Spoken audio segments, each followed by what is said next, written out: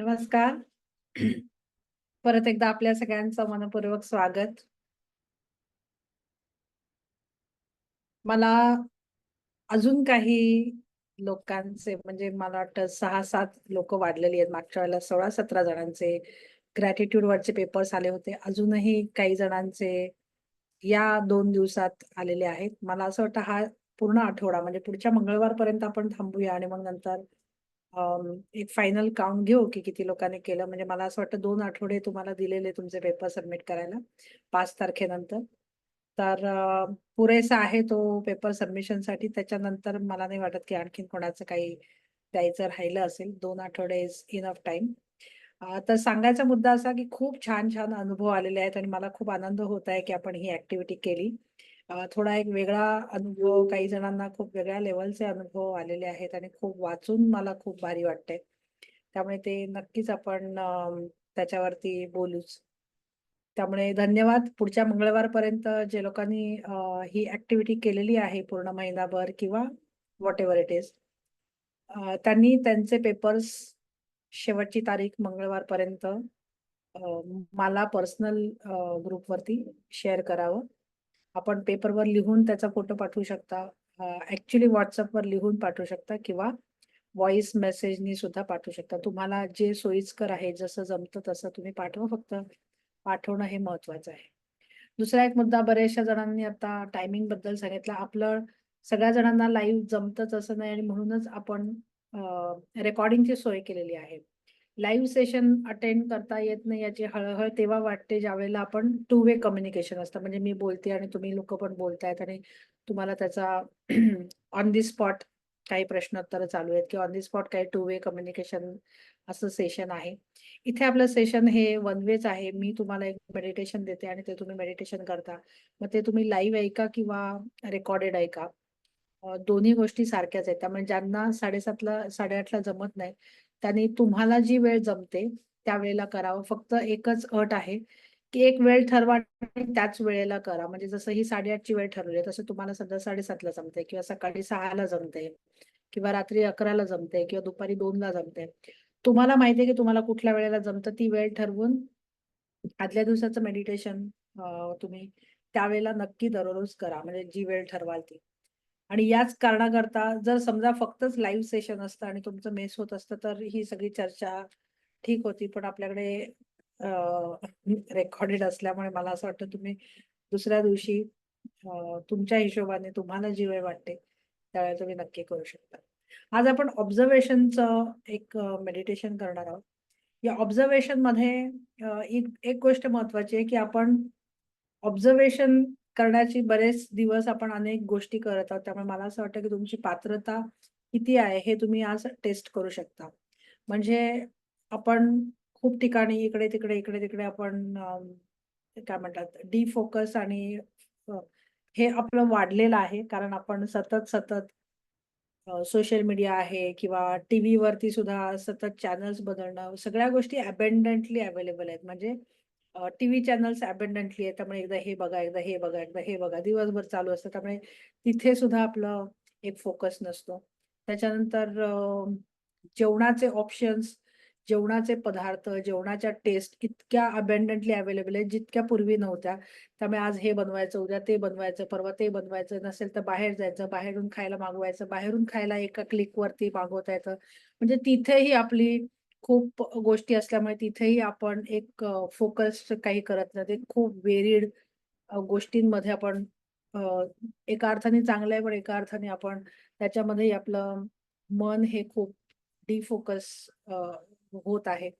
त्याच्यानंतर सोशल मीडियावर जे लोकं असतात तिथे सुद्धा सतत हे बघणं, ते बघणं, सतत ते चालू असतं. म्हणजे जर तुम्ही तुमचा स्क्रीन टाईम स्वतःचा जर चेक केलात, तुम्हाला लक्षात येईल की दिवसभरातले आपण किती वेळ हा सोशल मीडियाच्या समोर घालवतो, इन्क्लुडिंग WhatsApp. WhatsAppवरती हजारो ग्रुप असतात आणि दर 15 मिनिटांनी WhatsApp बघितला जातो आणि नाही बघितला तर आपल्याला रेस्टलेस व्हायला सारखं होतं. अशा ह्याच्यामध्ये आपण अडकलो असल्यामुळे आता आपला फोकस टाईम हा हळू-हळू 17 सेकंदापर्यंत आलेला आहे असं रिसर्च सांगतो. WhatsApp आहे, सोशल मीडिया आहे, टीव्ही चॅनल्स आहेत, त्याच्यानंतर इतकं मल्टीटास्किंग आपलं चाललेलं असतं, की आपण एका गोष्टीवरती म्हणजे जेवण पण बनवायचंय, ऑफिसला पण जायचंय, ऑफिसचे फोन पण अटेंड करायचे, दरवाजा पण उघडायचा कोणी आलं तर. त्याच्यानंतर मुलांचं पण बघायचंय, नवऱ्याचं पण बघायचंय, ऑफिसचं पण बघायचंय, स्वतःची तयारी पण करायची. इतक्या मल्टीटास्किंगमध्ये आपण अडकलेलो असतो, की त्याच्यामुळे परत एक पूर्वी जसं एक शांतता फक्त स्त्रिया घराबाहेर पडल्या नव्हत्या. त्यामुळे फक्तच्या फक्त एक स्वयंपाक करायचा आणि मुलांना सांभाळायचं म्हणजे एक घर सांभाळणं, एक फोकस्ड आणि आतून शांतता अ, होती. आता आपण ज्या युगामध्ये आहोत, ज्या पद्धतीने म्हणजे घरी राहणाऱ्या स्त्रिया आणि वर्किंग विमेन म्हणजे काम करणाऱ्या आणि न काम करणाऱ्या. काम करणाऱ्यांना जायचं टेन्शन आणि ते टाईमलाईनचं प्रेशर असतं आणि घरी राहणाऱ्यांना सुद्धा बाकीच्यांचं टाईम मॅनेज करण्याचं प्रेशर असतं. त्यामुळे सगळेजण हे त्या एका चक्रामध्ये आपण अडकलेलो आहोत आणि ह्या सगळ्याचा परिणाम काय? तर या सगळ्याचा परिणाम असा की आपल्याला डिफोकस म्हणजे डिस्ट्रॅक्शन्स एवढे आहेत, की आपल्याला खूप प्रयत्न करायला लागतात फोकस होण्यासाठी. प्रचंड म्हणजे आपण जर ठरवलं की 2 तास मी फक्त माझ्याबरोबर बसणार, तर कोण ना कोणतरी येऊन आपल्याला डिस्टर्ब करतं. म्हणजे शेजारी-पाजारचे आपल्या घरातलेच लोकं येऊन काहीतरी प्रश्न तरी विचारून जातील, "अरे, हे कुठे ठेवलंय? ते कुठे ठेवलंय?" काही नसेल तर कुठल्यातरी काहीतरी विषय काढून बोलत राहतील. म्हणजे माइंड युअर ओन बिझनेस ज्याला म्हणतात, हे आपल्याकडे कोणी करत नाही. त्याच्यामुळे अ, खूप प्रकारचे डिस्ट्रॅक्शन्स बाह्य जगातून पण आहेत आणि अशा प्रकारे लोकांचे पण डिस्ट्रॅक्शन म्हणजे एक सोशल मीडिया, टीव्ही आणि या सगळ्या गोष्टींमुळे सुद्धा आपण लवकर डिस्ट्रॅक्ट होतो आणि आपण एक नुसतं असं ध्यानाला बसलोय किंवा आपण काहीतरी पुस्तक वाचायला बसलोय किंवा आपण काहीतरी करायला बसलोय, 100 वेळा आपल्याला उठायला लागतं किंवा 100 वेळा आपल्याला डिस्टर्ब करणारे लोकं असतात आणि हे सगळं काही नसलं तरी डिस्टर्ब करणारे आपले मनाचे विचार असतात. म्हणजे बघा किती गोष्टी आहेत त्याच्यावरती आपल्याला काम करायचंय. म्हणजे अ, माणसं डिस्टर्ब करतायत, बाह्य जग डिस्टर्ब करतंय, मीडिया डिस्टर्ब करतंय आणि एवढं सगळ्या गोष्टींवरती आपण कॉन्कर केलं. या सगळ्या गोष्टींवरती आपण मात केली आणि हे सगळं शिकलो. तर मला असं वाटतं, की आपले विचार ते आपल्याला डिस्टर्ब करतात. म्हणजे सगळ्या गोष्टी खूप छान आहेत. सगळं व्यवस्थित आहे आणि आपल्याला लक्षात येईल, की आपण नुसतं बसलोय आणि कोणी डिस्टर्ब करणार नाही. म्हणजे बाहेरून डिस्टर्ब करणार नाही, पण आपल्याला आतून आपणच आपल्याला डिस्टर्ब करत असतो आपल्या विचारांच्या माध्यमातून. आता या सगळ्यामध्ये आपण हे जे वेगवेगळे मेडिटेशन्स करतोय, ह्याच्यामध्ये आपल्याला माहिती आहे, की आपण काय करतोय, की आपण आपल्या स्वतःशी कनेक्ट व्हायला शिकतोय. कारण सगळ्याची सोल्युशन्स आतमध्ये आहेत आणि ज्यावेळेला आपण आपल्या स्वतःवरती काम करतो, आपल्या आतमध्ये काम करतो, त्यावेळेला आपली रिॲलिटी म्हणजे त्यावेळेला आपलं वास्तव, त्यावेळेला आपलं समोरची परिस्थिती बदलायला लागते. ह्याचे अनुभव अनेक लोकांनी घेतलेले आहेत. मग ते रिलेशनशिपमध्ये असेल, हेल्थमध्ये असेल किंवा वेल्थमध्ये असेल. फक्त काय आपल्याकडे खूप प्रॉब्लेम झाल्याशिवाय, खूप काहीतरी झाल्याशिवाय आपण त्याच्यावरती काम करत नाही. म्हणजे आजारी पडल्याशिवाय आपण हेल्थवरती काम करत नाही. खूप एकदम पैशाचं एकदम आता डोंगर डोक्यावरती झालाय आणि आता खूप लोन झालंय आणि आता मी त्या चक्रामध्ये अडकलेले आहे. तोपर्यंत आपण काम करत नाही. म्हणजे अ, आपलीच अशी नाही मानसिकता, पण बऱ्यापैकी सगळ्या माणसांची मानसिकता अशी असते, की जोपर्यंत आपल्याला बाहेरून पुश मिळत नाही किंवा आपण त्या चक्रामध्ये अडकत नाही, तोपर्यंत आपण त्याच्यावरती काम करायला लागत नाही. असे फार कमी जण असतील, की ज्यांना प्रॉब्लेम्स नाहीयेत. असे फार कमी जण असतील, की ज्यांचं सॉरी प्रॉब्लेम खूप सीरियस आहे, की बाबा आता ह्याच्यावर सोल्युशन काढल्याशिवाय पर्याय नाही. या लेव्हलवर असल्याशिवाय आपण काही गोष्टी करायला धजत नाही. आणि जर असे काही लोकं असतील, की ज्यांना काहीच या गोष्टी नाहीत, पण तरीसुद्धा एक पण स्वतःवरती काम करावं म्हणून करताय, तर ते खूप स्वागतार्ह आहे. पण नॉर्मली असं नसतं आणि म्हणूनच आपण इथे एकत्र आहोत, की आपण वेगवेगळ्या गोष्टींवरती आपल्याला काम करायचं आणि या सगळ्या वेगवेगळ्या गोष्टींना सोल्युशन काढायचं असेल, त्याच्यासाठी एकच सोल्युशन आहे. आपल्या इनर सेल्फवरती म्हणजे आपल्या आतमध्ये काम करणं. तर आपल्या आतमध्ये काम करणं म्हणजे काय? तर आपण वेगवेगळ्या पद्धती बघितलेल्या आहेत. म्हणजे काय? तर आपण क्लिन्झिंग प्रोसेस बघितलेली आहे. आपल्या स्वतःशी कनेक्ट होण्याच्या वेगवेगळे टेक्निक्स बघितलेले आहेत. आज मी जे सेशन घेणार आहे, ज्याच्यामध्ये आपण म्हणू शकतो की ऑब्झर्वेशन. आता ऑब्झर्वेशन म्हणजे काय? तर आपण एखाद्या ठिकाणी आपण फोकस करून बघू शकतो का? एखाद्या ठिकाणी विचार आले तरी सुद्धा परत-परत आपल्या स्वतःला तिथे आणू शकतो का? असं जरा थोडंसं आपण वेगवेगळे तुम्हाला इन्स्ट्रक्शन देणार आहेत आणि ते करण्याचा आपण प्रयत्न करायचा आणि काय होतंय हे आपण स्वतः ऑब्झर्व्ह करायचं. त्याच्यातून कुठलं एनालिसिस करायचं नाहीये. त्याच्यातून कुठली प्रिज्युडाइज मतं अ, अ, तयार करायचे नाहीयेत किंवा कुठले प्रश्न काढायचे नाहीयेत किंवा कुठले प्रश्न आले तरी त्या प्रश्नांमध्ये गुंतायचे नाही. आजचं सेशन फक्त आपण एक ऑब्झर्व्हर म्हणून बघणार आहोत आणि ऑब्झर्व्हर म्हणूनच ते कन्क्लूड करणार आहोत. ठीक आहे? ओके. त्यामुळे सुरू करूया. सगळ्यांनी डोळे बंद करायचेत.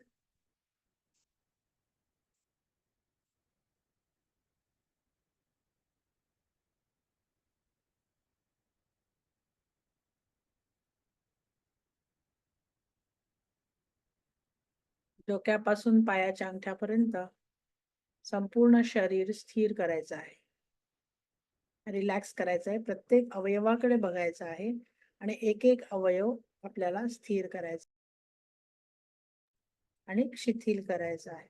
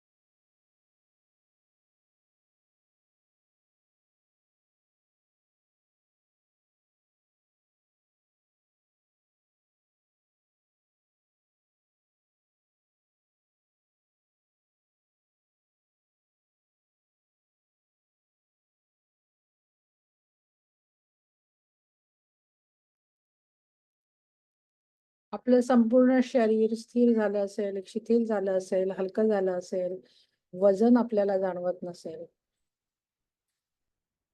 आता आपण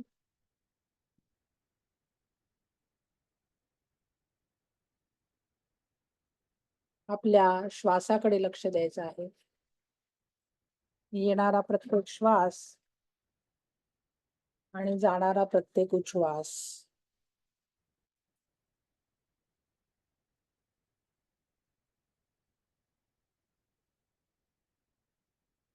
हा निरीक्षण करायचा आहे.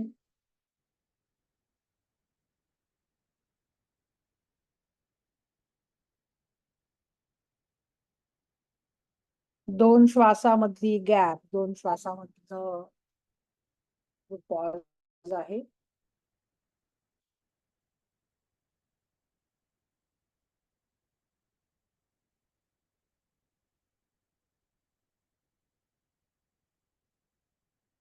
तो सुद्धा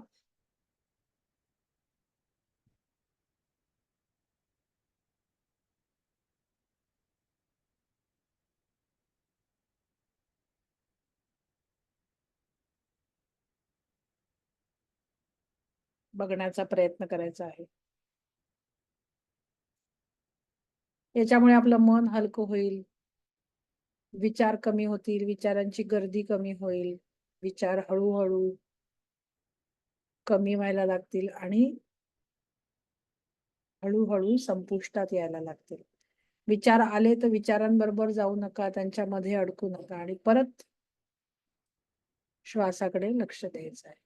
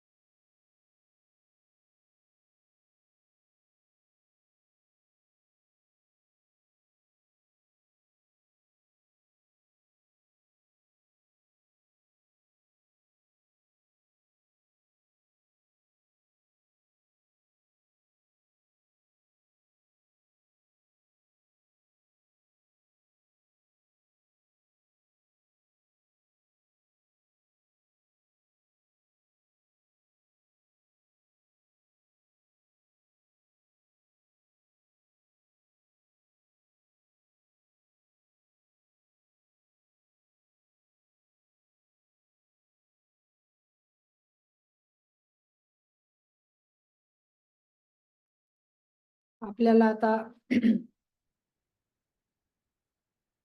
शरीर स्थिर झालेलं आहे, मन शांत झालेलं आहे. आता आपण थोडंसं निरीक्षण करायचं आहे, की आत्ता माझ्या आतमध्ये कुठल्या भावना मी अनुभवत आहे. मला दमायला झालेलं आहे असं वाटतंय का? फ्रस्ट्रेशन आहे का? राग येत आहे का? आनंद वाटत आहे का? उत्साही वाटत आहे का? असं कुठल्या भावना आत्ता आपण जगत आहोत, असं थोडंसं शोधण्याचा प्रयत्न करायचा आहे.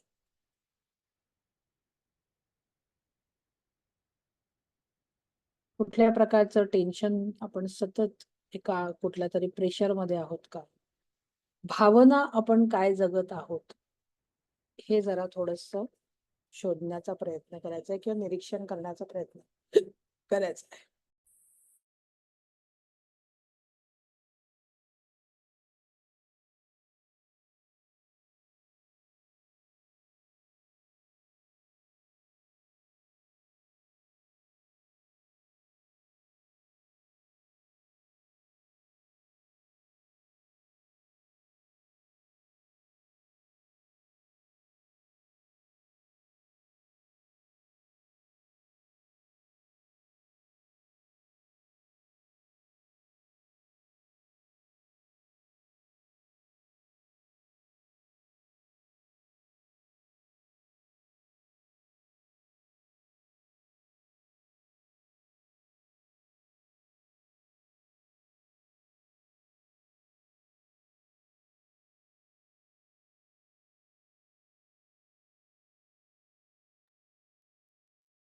जर काही नकारात्मक भावना असतील म्हणजे टेन्शन असेल, नकारात्मक राग आहे किंवा फ्रस्ट्रेशन आहे किंवा संताप आहे किंवा बर्डन आहे, टेन्शन आहे, अशा कुठल्या नकारात्मक भावना असतील तर त्या आपण आता निघून गेलेल्या आहे, जाऊन दिलेल्या आहेत आणि आपण सोडून दिलेल्या आहेत बाहेर.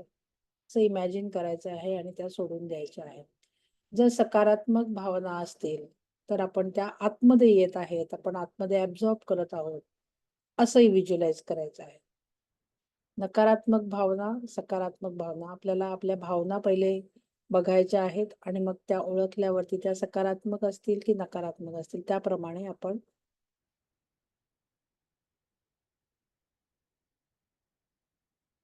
सोडून द्यायच्या आहेत किंवा आतमध्ये ठेवून द्यायच्या आहेत.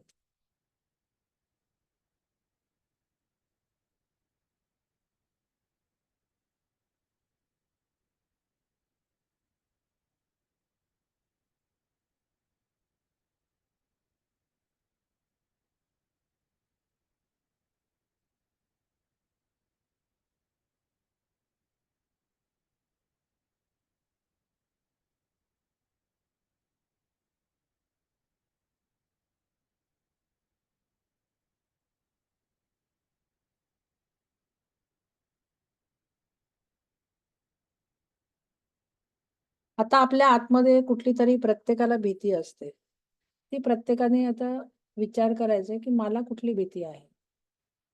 मला फेल्युअरची भीती आहे का? मला आजारी पडण्याची भीती आहे का?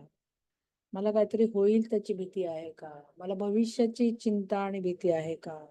मला पैसे संपतील म्हणून भीती आहे का? पैसे मिळणार नाहीत म्हणून भीती आहे का? जॉब जाईल म्हणून भीती आहे का? जॉब मिळणार नाही म्हणून भीती आहे का? परीक्षेत चांगले मार्क मिळणार नाहीत, पेपर चांगला जाणार नाही म्हणून भीती आहे. म्हणजे नकारात्मक भीती ही नेहमी नकारात्मक असते. त्यामुळे आपल्याला कुठली भीती आहे? कोणीतरी आपल्यापासून लांब जाईल, कुठलेतरी रिलेशन खराब होतील, कुठल्यातरी रिलेशनचं एक प्रेशर सतत आपल्या वरती आहे का? म्हणजे काय प्रकारची भीतीमध्ये आपण जगत आहोत? बिझनेस असेल तर बिझनेस खड्ड्यात जाईल का? बुडीत खात्यात जाईल का? कोणी आपल्याला फसवेल का? कोणी आपल्याकडे येऊन चोरी करेल का? माझे दागिने चोरले जातील का? माझे पैसे संपतील का? मला आजारपण येईल का?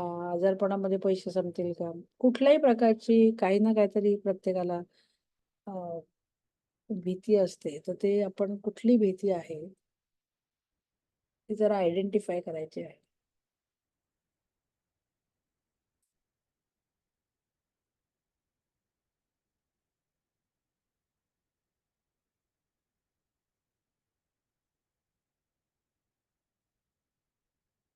आरोग्य, पैसा आणि नातेसंबंध या 3 एरियामध्येच या भीती आपल्या समावलेल्या असतात.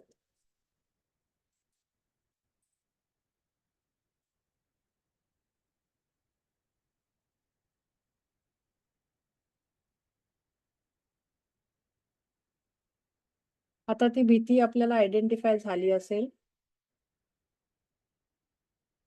तर ती भीती डोळ्यासमोर आणायची आहे आणि ती ज्यामुळे आलेली आहे त्यासाठी I am sorry, please forgive me, thank you, I love you असं म्हणून त्याला क्लोज करायचं आहे.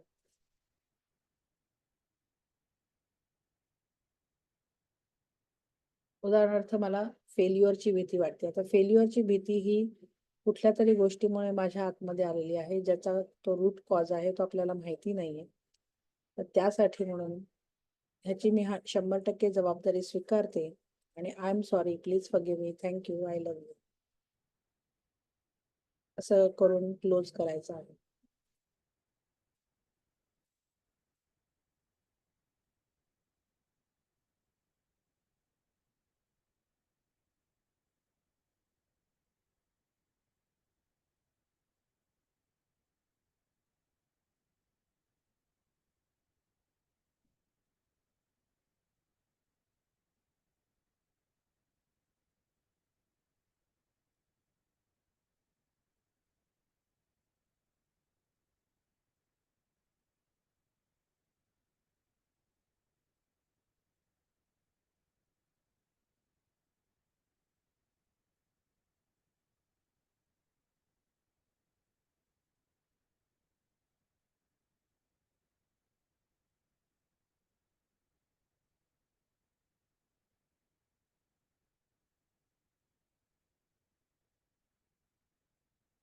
आपल्या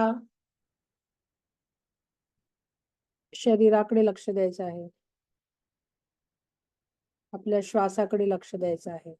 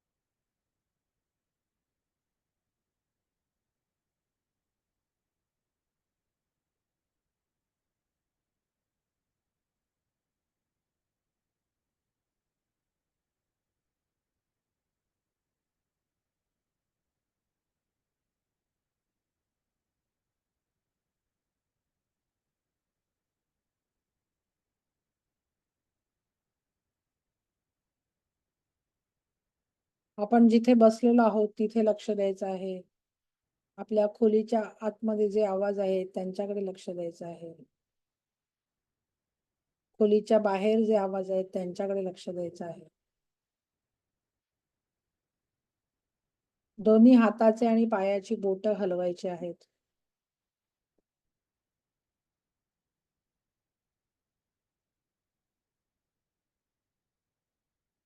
दोन्ही हातांचे तळवे. त्याच्या आधी आपल्या स्वतःचे आभार मानायचे आहेत, शरीराचे आभार मानायचे आहेत, ब्रह्मांडाचे आभार मानायचे आहेत आणि आपल्या शरीराचे तळवे एकमेकांवरती घासून डोळ्यांवरती ठेवायचे आहेत आणि ज्या वेळेला तुम्ही रेडी असाल त्यावेळेला डोळे उघडायचे आहेत.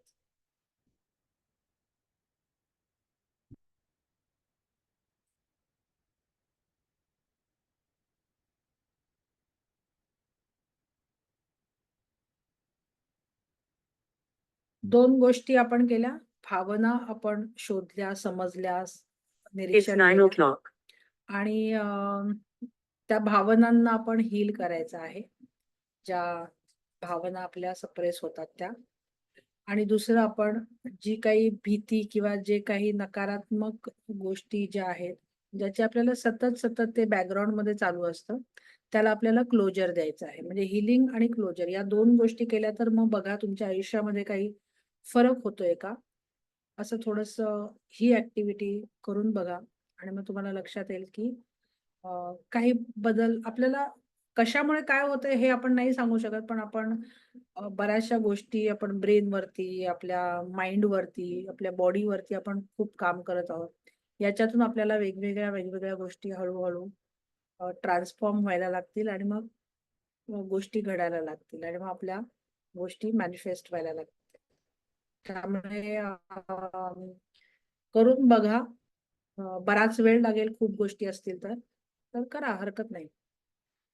आजचं जे सेशन आहे, मी आता नवीन एक ॲक्टिव्हिटी काय करणार आहे, की मी अटेंडन्स घेणार आहे. म्हणजे आज किती लोकांनी अटेंड केलं ते मला दिसलं, 30 लोकं होते. आता मी उद्या संध्याकाळी किंवा परवाच्या दिवशी मी एक अटेंडन्स घेईन, की किती लोकांनी हे सेशन अटेंड केलं. म्हणजे मला एक्झॅक्टली बघायचं आहे, की किती लोकं 350 पैकी किती लोकं ह्याच्यामध्ये इन्व्हॉल्व आहेत. मला जरा थोडंसं ते चेक करायचं आहे. ठीक आहे. त्यामुळे ते मी एक उद्याचा दिवस काही जण रात्री पण बघत असतील. त्याच्यामुळे उद्या संध्याकाळपर्यंत किंवा परवाच्या दिवशी सकाळी वगैरे असं मी एक पोल टाकेन अटेंडन्सचं. मग किती जणांनी लाईव्ह केलं, किती जणांनी रेकॉर्डेड केलं, असं जरा थोडंसं करते. ओके. त्यामुळे आजचं सेशन आपण इथेच थांबवत आहोत. परत एकदा भेटूया पुढच्या मंगळवारी. तोपर्यंत धन्यवाद. थँक्यू आणि बाय. अष्टमीच्या सगळ्यांना शुभेच्छा.